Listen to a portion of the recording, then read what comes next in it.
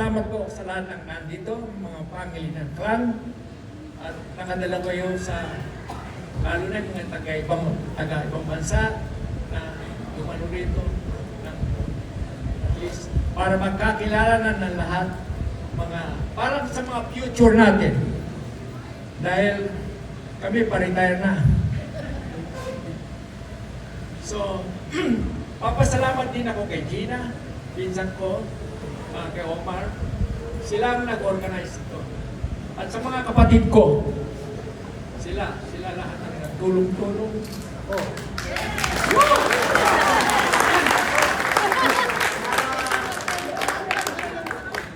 At saka si Ray Pangilinan.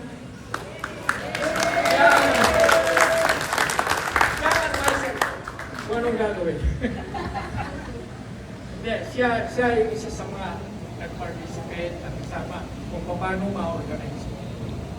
So, salamat ng maraming sa inyo.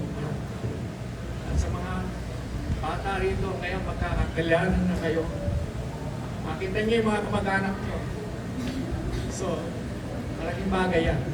Para may pagpatuloy natin ang Pangilinan!